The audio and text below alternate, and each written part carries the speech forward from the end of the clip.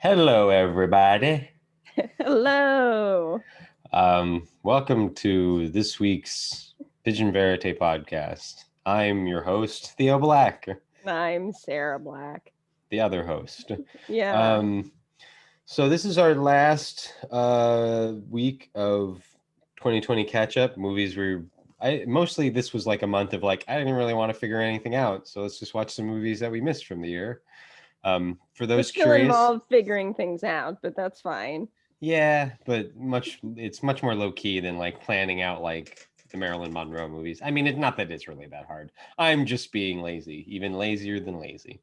Okay. Uh, so the first movie we're going to talk about, let's just jump right into it, is Palm Springs. Yay. So we're going to Yay. spoil the crap out of this and any other movie we mention. And these are newer movies than we usually talk about. So, Yes. be forewarned. Palm Palm. Springs did come out earlier this year. It's been out for a little while, but it's not like a Marilyn Monroe movie that's 60 years old. And I just don't feel that guilty if I spoil it for you. Yes, I think Palm Springs came out in the summer. I'm not sure. It's been a couple months. Yeah. I can't remember. This whole year is a blur. Yeah. Okay, so you wanted to cold open on a question, I think. Kind of, but do you want? I think we could do the synopsis first. So, do you want to do the synopsis or should I I? will do the synopsis, and the synopsis itself is a bit of a spoiler, except if you've seen the trailer, you know what you're getting yourself into. But it is Groundhog Day, so we're in a time loop, except that instead of Bill Murray and what's her name? Bill Murray and that other actress, it is Andy Samberg and what is her name? Shoot. Andy Samberg and Cristin Milioti. I'm not sure I'm saying that right. And so Andy Samberg has been trapped in a time loop for a while, and it doesn't take, I mean, not everybody will notice, but you notice it in the first scenes that he definitely knows everything that's going on. And he's trying to woo the character that Cristin Milioti is playing. And unfortunately, circumstances happen that he gets her stuck in the time loop.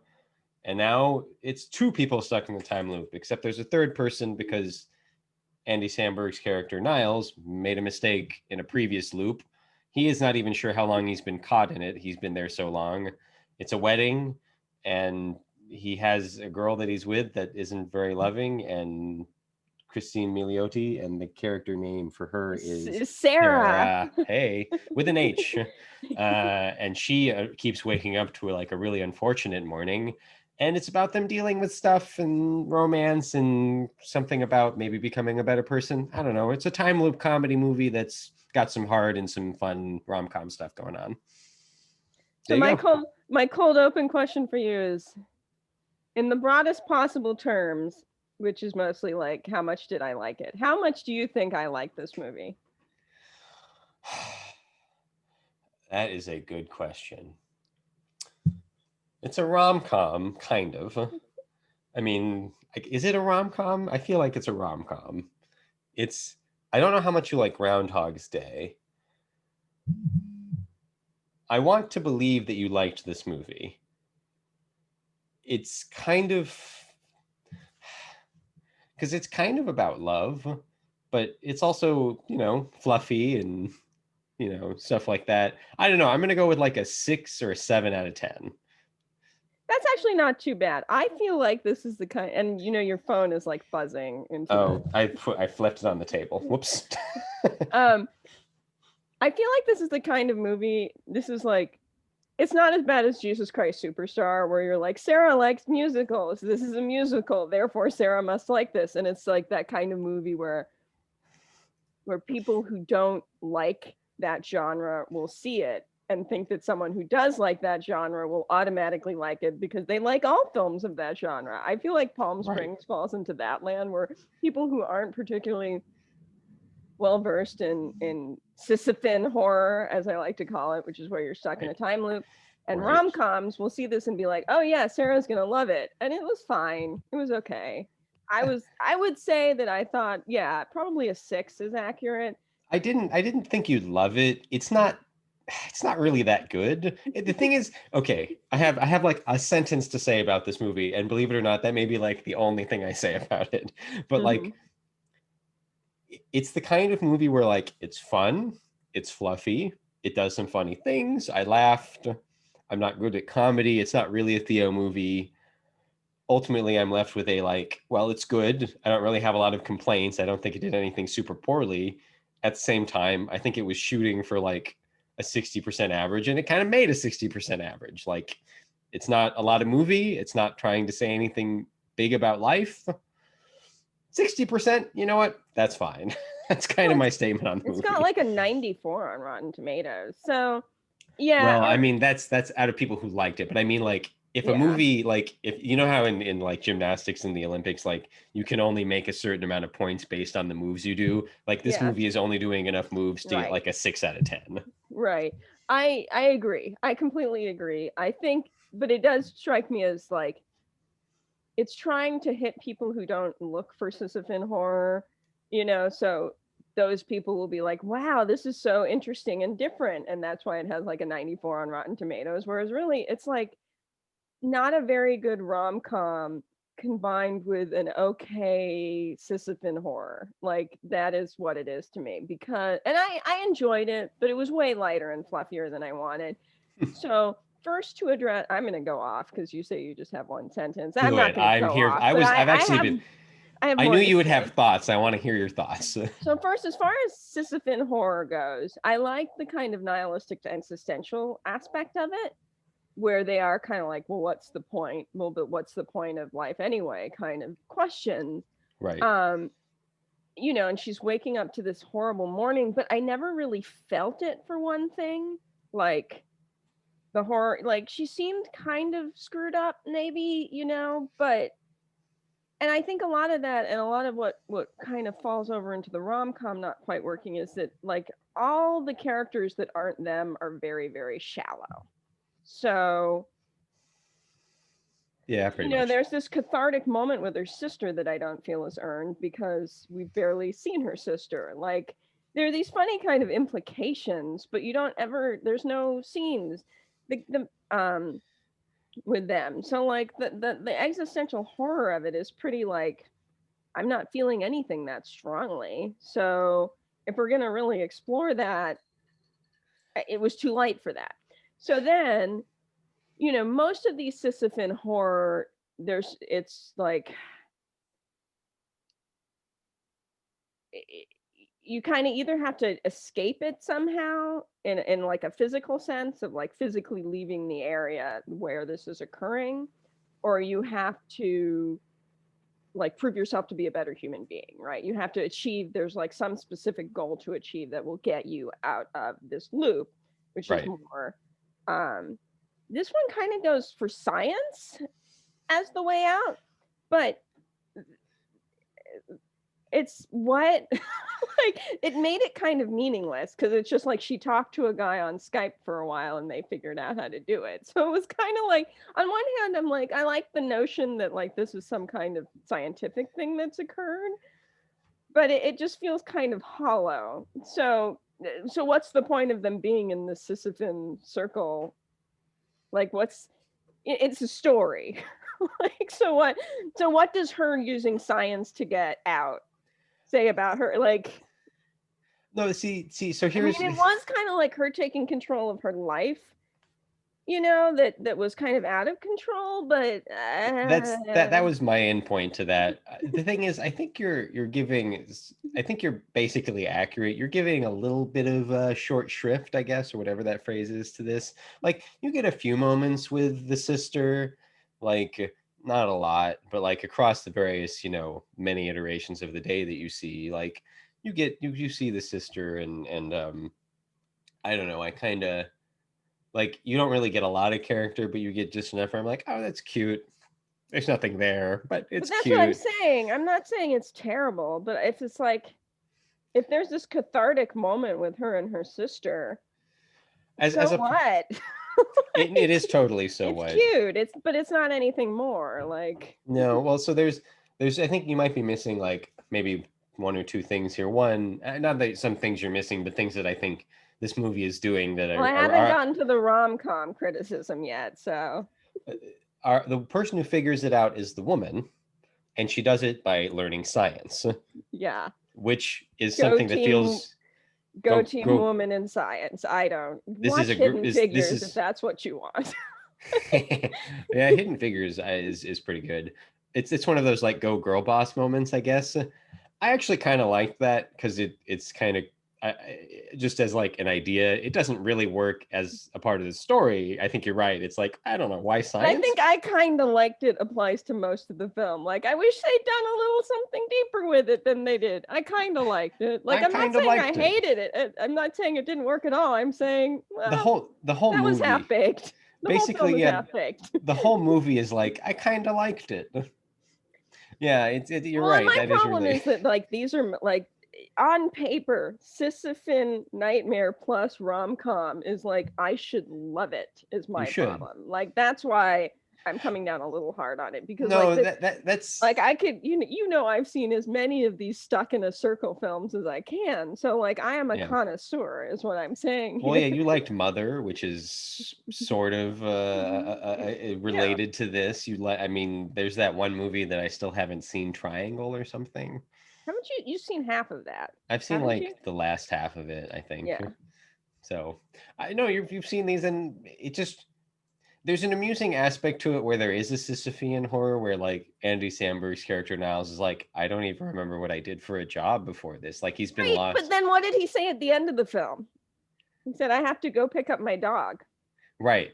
So you remember your dog, but not your job. Like, so that's where it's like, it felt like they had this cute idea, but they didn't think about like, how would that affect? Like, I loved it. I loved that. I liked the idea that he'd already been there for a while and so on, but it didn't seem to affect his character that much. And that's where, if I'm going to get into the rom-com stuff, like that's where that really felt like.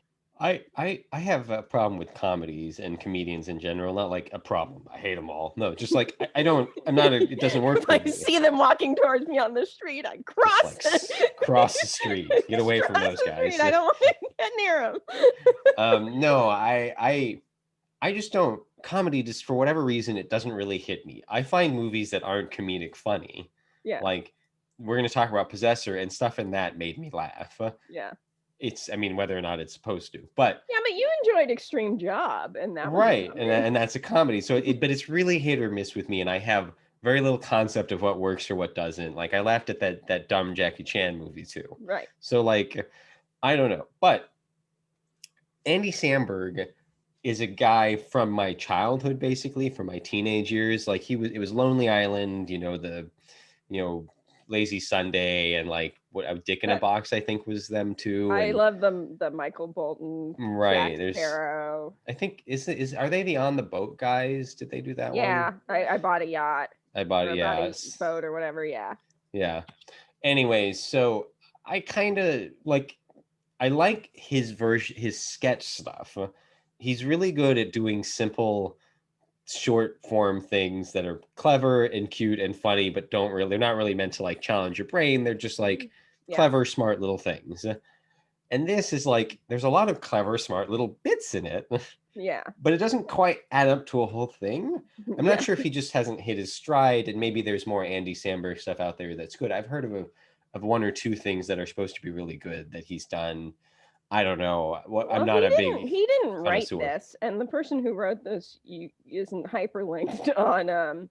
Right. So Wikipedia, I mean, so maybe I'm looking at the wrong things here. Maybe it's not really that, but like I just feel like the stuff that Andy Samberg ends up being in, and in fact, we're going to talk about another thing that I watched that was I think more directly made by him. It had his production company. It had Lonely Island Productions attached to this. That's why I thought he wrote it, but you're right, he didn't. Anyway, so it's like I'm kind of left with like, I don't know, Andy Samberg. I'm not quite sure I get you. I don't get a lot of comedians and we occasionally watch movie like I like, especially in the last decade or two. Like I don't know. It's funny. I recently discovered a few friends have not seen Beverly Hills Cop, and I'm like reeling from the reality that I now live in. But like, we could argue for forever about whether comedy or drama has to be better written, and I think it's a stupid conversation, but comedy needs to be well written. Your characters need to have depth and consistency. They Yeah. don't have to, it can be funny. Like, but you know, he's this kind of nihilistic guy who's been there so long he can't remember. Like, there needs to be some, like, and there was in places, but it just was inconsistent. So anyway, so let me get on. So the rom-com would be mostly that the character, like, if this is going to be a rom-com, we need to really see them fall in love, and instead there's a montage, which is my least favorite rom-com, and this is hardly the first movie to do it, but like putting music over people smiling doesn't equal a love match. Like, it just doesn't work for me.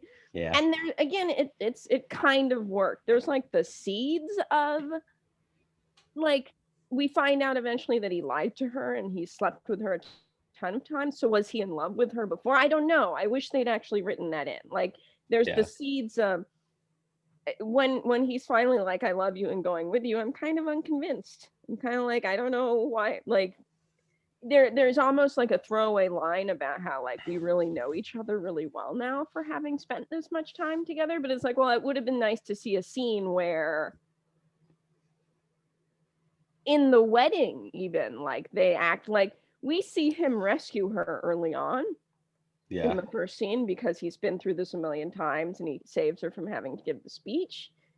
Yeah. But like, there's almost never another moment. Like, there should have been more. Like, it kind of worked. There were the seeds of something, but they didn't blossom and bloom into a beautiful flower. And that's where to me, this movie kind of worked. I kind of enjoyed it, but it kind of disappointed me. And it's hard because when you're disappointed, that can kind of overshadow the good qualities. And I think it's still light and fluffy and fun, but those seeds of something bigger make me feel this is almost like it could have been something better and it wasn't. This is and people are gonna think I like it because it's a rom-com time loop movie, and it's like, I think I'd rather watch Happy Death Day, honestly. So I need to watch and that. I like Andy Samberg just fine, but yeah. I mean, there's a different skill to doing a 2-hour long comedy than doing a 5-minute sketch. Yeah. And one is, I'm not saying one is better or easier or harder, but it is a different piece, and it has to be approached differently.